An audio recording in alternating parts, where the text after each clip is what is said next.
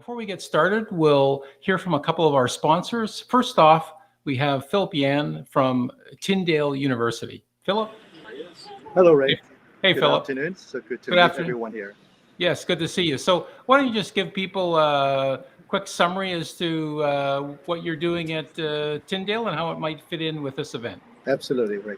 Uh, we are sitting in a country that is very entrepreneurial. 10% of the populations are entrepreneurs. And you know that we have a lot of great startup cities in the world. That Toronto, Waterloo right now is actually at the number 14 in the world. So to talk about all of these, we recognize that the future of culture is largely built by the future generations of entrepreneurs.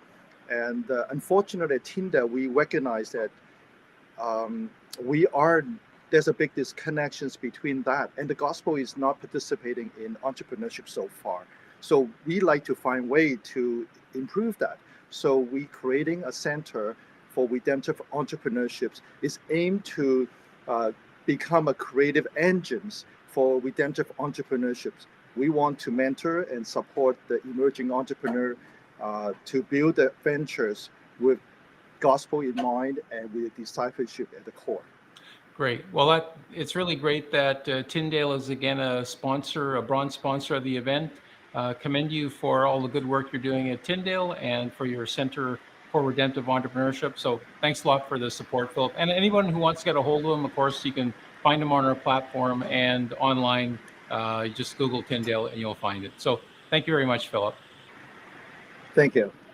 Great. And then we'll hear from another sponsor now. This is also a bronze sponsor, Dan Murray from Opportunity International. Hey, Dan, how you doing? Hey, Rick. Good to see you. I'm well. How are you doing? Great. Hey, so Opportunity International, of course, has entrepreneurship at its core. So why don't you just explain to people what Opportunity International does and what the tie-in might be from your perspective with an event for entrepreneurs? Sure. Well, in a quote that captures the essence of our work, U2's Bono said, "Give a man a fish, he'll eat for a day. Give a woman microcredit. She, her husband, her children, and her extended family will eat for a lifetime." And You can never go wrong quoting Bono. That's right. So we work with local partners. Opportunity International really responds to God's call to serve the poor by providing financial inclusions. That's savings, loans, training for emerging entrepreneurs in 30 countries. So there's really a direct connect between entrepreneurs where we serve and entrepreneurs here in this country.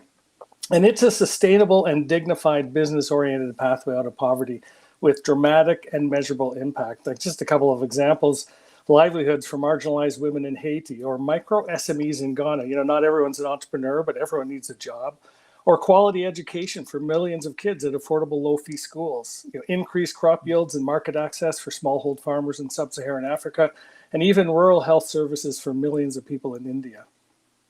Yeah, that's great. Opportunity International does a lot of great work, and you can find out more directly from Dan. Go to the website for Opportunity International. You can connect on the Swap Card platform. And thanks again for being a bronze sponsor of this event. Hey, our pleasure. Look forward to having another coffee at Rick's Cafe. Yeah, exactly. All right. Thanks a lot, Dan. Okay. Yeah, see ya. All right. So now we're going to move on to our next presentation. Our next presentation is Brad Pedersen, who's the co-founder and chairman of Pella. But before we get to that, we're going to watch a short video which highlights Lomi, which is one of the products that's come out of one of Brad's ventures. Changing the world was as easy as pushing a button. Hey, I'm Matt from Pela, and I want to introduce you to my friend Lomi. At Pela, we're a team of engineers and material scientists, and for the last 3 years, we've been creating something truly special, a solution to the world's garbage problem. Now, before I show you how Lomi is going to change the world, let's talk about why you're going to want one in your home today. Maybe you live in a big city and have a green bin program. Those little plastic bins with leaky bags under your sink that are amazing at producing smelly, gross liquid sludge that nobody wants to touch. Raccoons, anybody? Or maybe you don't have a green bin system where you live, and instead, you throw all your food waste into the garbage, which then goes to a landfill, which produces methane, which causes climate change, all while still smelling pretty terrible. Lomi makes your life so much easier. Lomi can compost your food waste, that pesky packaging from your online shopping habit, and even biodegradable plastics. Yep, Lomi even works on Pela's compostable phone cases. all at the push of a button. And as little as a few hours later, your waste has turned into the start of nutrient-rich compost, totally mess-free and odor-neutralized. You probably know us at Pila as the inventors of the world's first compostable phone case. Pila's customers have eliminated more than 41.8 million plastic bags worth of garbage in the last 5 years. To create Lomi, we've spent over 3 years completing more than 1,000 compost tests and endless hours of design and prototyping. Lomi isn't just beautifully designed, it is the world's best home composter, period. Food waste creates 330 billion pounds of garbage in North America each year. Packaging and plastic represent even more garbage and add that number up even higher. Lomi makes food waste a thing of the past and helps you cut up to half of your carbon footprint, all while making odor-neutralized, mess-free compost that you can feed your plants, toss in your garden, send it to the green bin, or put it in the garbage. Together, we can do something that politicians and big businesses can't seem to take any action on, actually helping the planet. We can make trash a thing of the past. Back our project today, and you'll help us bring Lomi to life.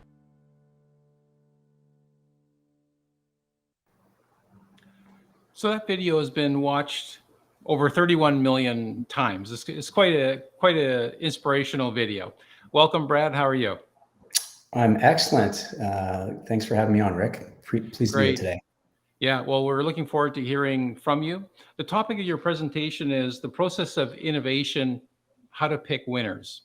And you've got some really great products that your companies are working on right now and have launched recently. But before we get to that, and I should just mention to everyone that I'll be asking Brad a number of questions, but as you have questions that occur to you, please put them into the Q&A and I'll get to them as I can. So this entire session will be Q&A as opposed to the other ones where there was a set presentation first. So before we get to some of the products you've got today, let's just sort of back up the bus a little bit and get a bit of context. So maybe you can just tell us what's a bit of your background, which sort of brought you to the point you're at today, looking at some of these really interesting environmentally directed products.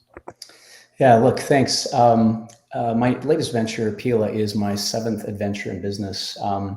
Prior to that, I was the real Santa Claus. I made kids' toys for close to 30 years. I tell people I'm just glad I don't have as big a beard or belly that he has. But I spent a big part of my life putting smiles on kids' faces and thought that was both noble and aspirational. But I was always very conflicted about what happened with consumer packaged goods.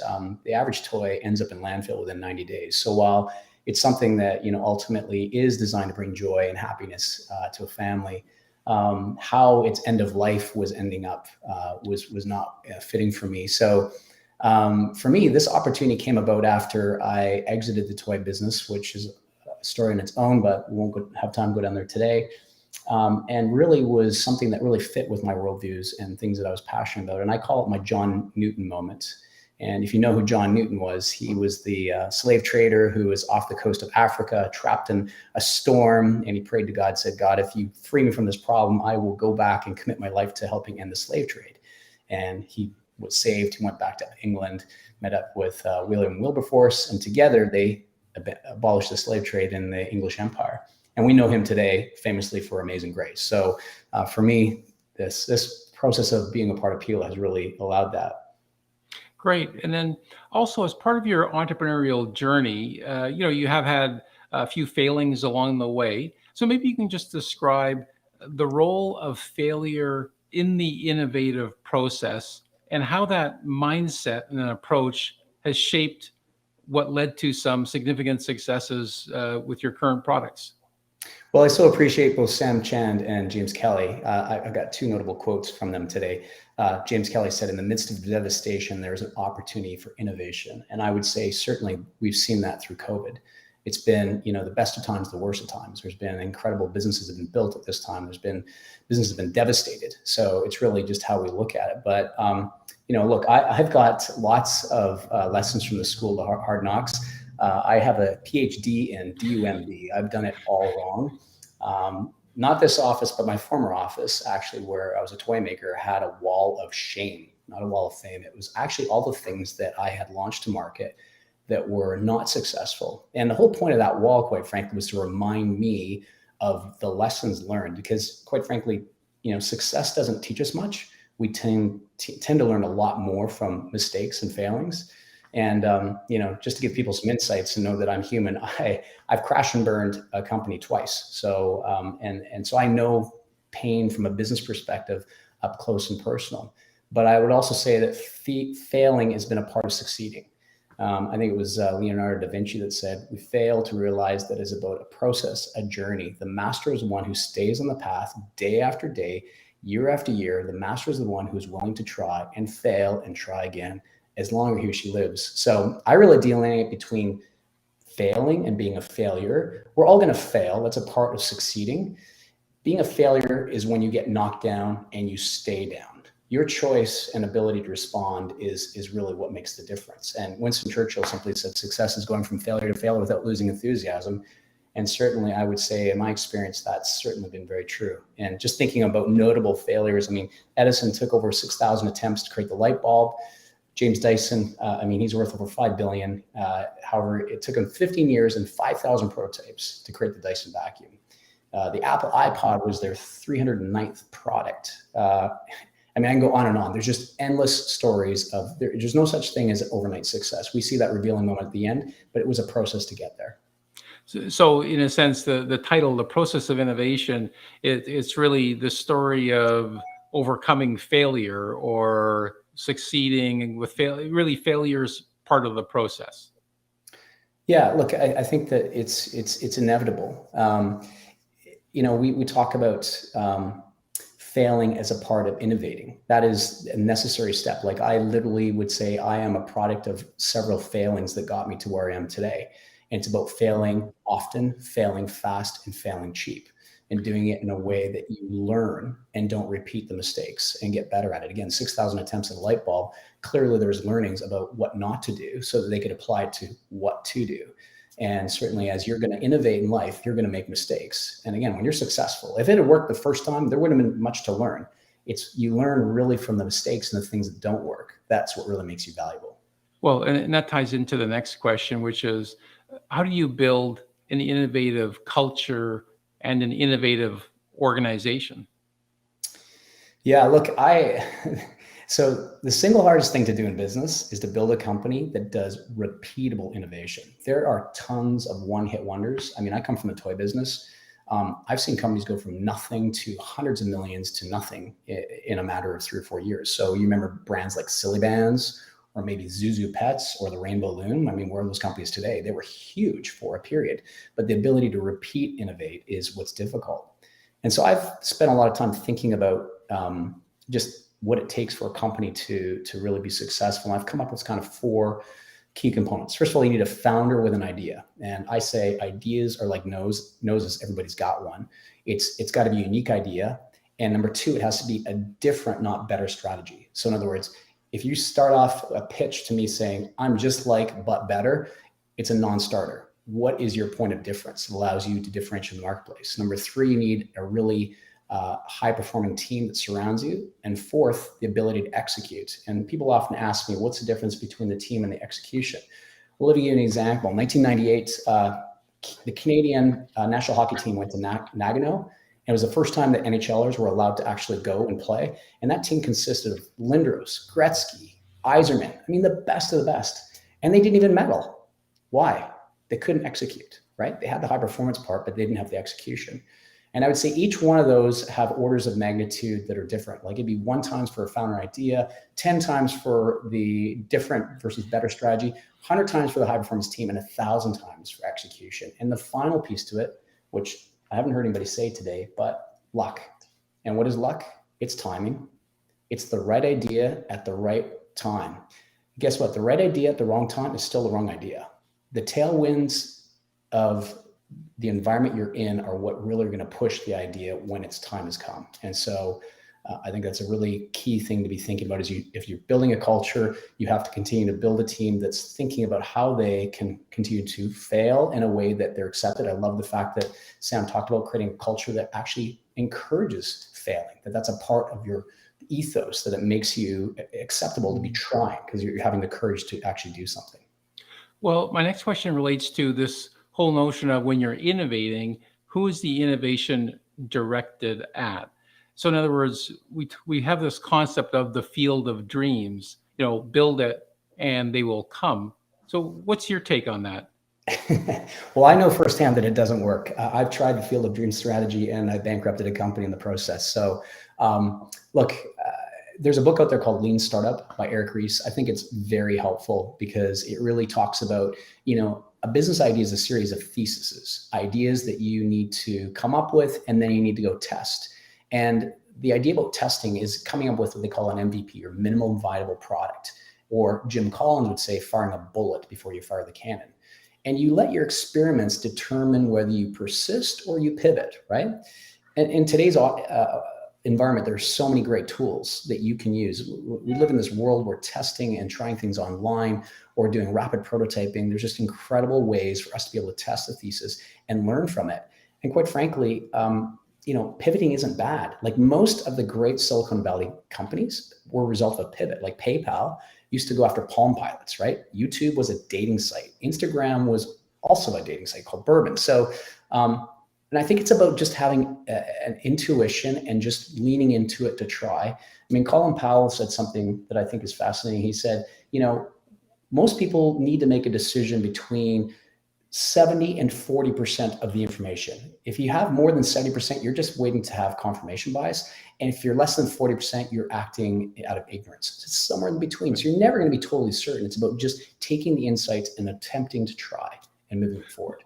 Yeah. So along those lines, maybe for the benefit of everyone who's part of this forum, let's focus a bit on the process of innovation. There may be some people who might have the thought that, well, it's a burst of inspiration that some people get, some people don't. But we know, and you've alluded to this, that there's companies that they can repeat innovation. So maybe just talk about how, if somebody's out there looking at starting a company and they want to be innovative, like what's the process of innovation look like? Yeah, no, look, I think the business of business is people. Right? I love, somebody said it earlier, that your business, your people aren't your asset, it's your company. Like that's what makes you who you are. And so when we talk about culture, we talk about an abstract sort of part of your business, but actually it's you. You as the leader set the culture and set the precedent, and then you attract the talent who live by that. And I talk about the 4 C's in a culture that we try and promote. And the first starts with curiosity. That we need to be curious about the world around us. We need to be curious about exploring. The second piece is we need to have a creative response. We were called to create, and there's a whole piece to that. But I think that that's part of our God-given commission at the beginning of time, saying you will be co-creators with God. The third is courage, and if you think about the original 4 virtues, which were justice, courage, wisdom, and temperance. The other 3 don't matter without courage first. You have to step. It's taking that step that's the bliss point between recklessness and cowardice. It's the right amount of effort to get you moving. And finally is the confidence to be able to respond with the learnings that come from it. And so I think, you as a leader have to go first. People will, follow your lead and ultimately also follow the way you make them feel. I think it was Maya Angelou who said that people don't care about what you say or do, or they'll forget about what you say or do, but they'll never forget about the way you make them feel. And so you promote a culture where people feel empowered to lean into those 4 C's and to do it on a repeated basis, and that they don't. Actually, I had a leadership meeting this morning, and one of our colleagues actually said, I'm so grateful that when we ran into this issue, no one was finger pointing, that we collectively made the decision and we rallied around the consequences together. That's great. Well, when we started, we featured the video regarding Lomi. So maybe you can just explain how Lomi came to be, and particularly it being the most successful crowd-funded green tech product recently. So maybe just talk about that. That's quite exciting. So, and I know a lot of people are interested in what Lomi is and does. So maybe just talk about how you developed the product and how it's went. Yeah, and by the way, those 4 C's line up perfectly with Sam Chan's discover, develop, and deploy. Very similar methodology. Brad, you know me well enough that this is all very carefully orchestrated to weave together. Of course it is, Rick. We can contemplate that over my visit to your coffee shop sometime in the future. So, Look, it comes down to, I'll just follow our 4 Cs. We're solving our own problem. We made compostable phone cases, we made compostable watch straps, sunglasses, a variety of things that were compostable because we were interested in the end of life. We look at it from the standpoint of our ancestors who made tools out of wood, bone, feathers, shells, things that ultimately have this graceful return to the planet. And we've, created all these things out of petroleum-based plastics, which are fabulous in terms of their utility, but they don't have an end of life that is sound. So we were trying to make things that were compostable, but the infrastructure for compostability is disparate at best. Some places have it, some places don't, and then the standards between it all is a mess. We initially said, well, can we solve that problem? And we went down the path of trying to create these industrial facilities where we bring the stuff back and we do it ourselves. But then we took a cue from Elon and said, why can't we democratize this and have this deployed throughout homes around the world? And that's literally the impetus for Lomi. So we were curious, could we develop the infrastructure? We had the courage to try and solve it. We kit bashed prototypes. We went from that to several fast, rapid prototypes, finally to EP, FEP, and now we're at PP. And we've been pushing through all the stages of testing to get to the outcome we were looking for. We had a creative response. I mean, that commercial, the reason it's been watched actually over 50 million times is because we're hitting a pain point. When you're storytelling, you have a choice of being a painkiller or a vitamin, and people respond to both, but painkillers they respond to the best. So really the pain point of green bin programs that are gross and messy, plus people feel somewhat disconnected from their ability to affect the climate and lead in on that. So I know I raced through that, but I know we have a limited time. So that gives you a bit of a sense of how we came to where we are. Yeah, no, that's great. And just tell people about Pila quickly, because that's also a great product. About our case? About the case. Well, we make biodegradable phone cases, just like this one. And we have a wallet case, in fact, as well. But it has all utility of a traditional phone case, but again, it's compostable. It has this graceful end of life. And truly, we were called to be co-creators with God. And part of that responsibility was this planet. And I know there's a lot of people thinking about the future, but I remember Jesus saying, thy kingdom come on earth as it is in heaven. This is a part of our responsibility, and I feel the commission to make it as best as we can. And I don't know if you have any of these stats at the top of your head, but just quickly, how many plastic cases are there that are out in the universe? I mean, just so people get a sense as to the scope of this problem. Yeah, look, there's over 1 billion phone cases made every year. Shockingly, I mean, the phone case industry is 20 billion a year. Mobile accessories is 130 billion a year. And I mean, that on its own is a big issue because most people use their phone cases for 2-3 years and then they upgrade and then they throw something that was meant to last for hundreds, if not thousands of years into a landfill where it won't do well. But the other thing that we stumbled across in solving this problem was food waste. So I was naive that, food waste was something that if you just take it to landfill, it degrades and everything's good, right? Well, unfortunately, that's not what happens. It goes to landfill, it gets buried in an anaerobic environment and produces methane gas. And methane gas is 20-80 times more potent for greenhouse gas emissions than CO2. So Lomi solves two problems. It solves food waste, the grossness, plus reducing the methane. And by the way, it produces soil that sequesters carbon, which is incredible. So there's this virtuous halo of how we use Lomi and what it provides in terms of outputs. Right. Now, you mentioned to me, in our private conversations that you've had challenges along the way. So maybe just highlight a challenge or two you've had. Maybe as you brought products to market. So let's say Lomi, for example, were there challenges getting people on board, building a team, raising money, or what are some of the things that you'd normally have to overcome starting something? Yeah, on the other side of challenges is opportunity, and the bigger the challenge is the bigger opportunity. And this is a big opportunity because the infrastructure is really just varied as we go globally. Most composting infrastructure is municipal instead of being federal, provincial, or state-led.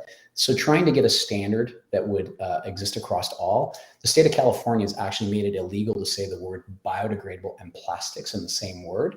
And they've also taken upon themselves to be the global authority for what it means to be compostable. So there's a lot of regulation that goes into that. And that's one piece of it that we've been working on. The second piece, of course, is just the engineering. I'm a toy maker. I've made, a lot of toys, varied toys. And I mean, the nice thing about being a toy maker is it's diverse. Like, what is a toy? It's a plush, it's a doll, it's a board game, it's a snow sled, it's a phone, actually. It's a communication device. So I've made a bunch of different things, and myself and my team's engineering backgrounds made it really, I think, apropos to be able to tackle this. But there were definitely some hurdles to overcome. We've been working on this project for 3 years. And I guess the final piece is just finding the audience, and communicating to your 1,000 true fans, and finding your super consumers. By the way, great book by Eddie Yoon. He's a fellow believer, and I highly recommend that. But who are your super consumers, and where are your super geos that you can ensure you get the messaging that's going to resonate with them? Yeah, no, that's great. And so a question related to Christians and innovation. How do you think is there a Christian element or angle on how we could approach innovation? Look, this is one that's close to my heart, because I think kind of this is my key message to entrepreneurs in general. I mean, I spent a bunch of time thinking about what separates humans from all the living beings. And there's 3 things I've landed on. We're born for a relationship. As Sam said, it was not good for man to be alone. We were created for a relationship, and we thrive with more meaningful relationships. If another animal has a pack or something, they live in the pack, but we actually thrive when we have increased capacity relationships. We're called to create, and then we're empowered to choose. If you take a look at God, the original entrepreneur, who was incredibly creative, right? If you go through the acts in Genesis, in the 6 days leading up, 5 days leading up to man, he did 2 things. He took chaos and turned to order, and he filled the void with creation. And then he created man. He said we were very good. And then he said, he blessed them and said, be fruitful and increase in numbers. But after that, he said, fill the earth and subdue it. In other words, create, fill it, create, not just multiply, but create, and then subdue it, control the chaos. So God commissioned us to be creators with him, and to create things that would add value and abundance to the planet.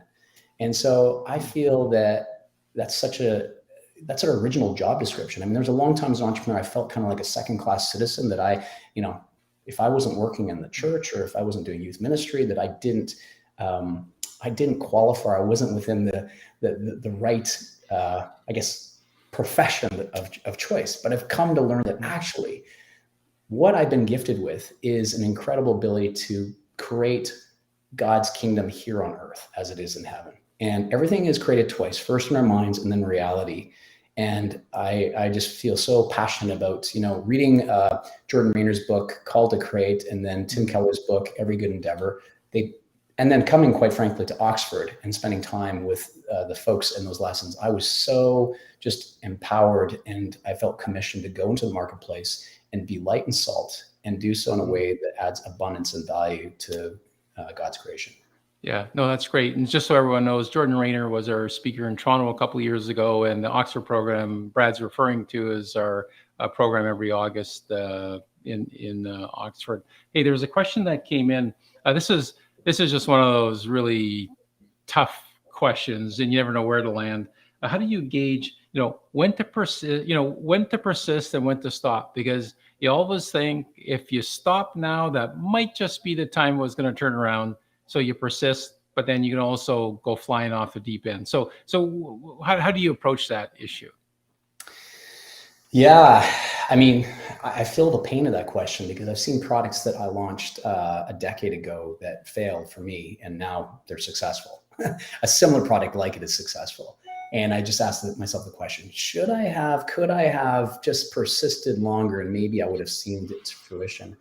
And I think you just have to realize it's a part of the journey. Like, life is long, and there is a time to let go.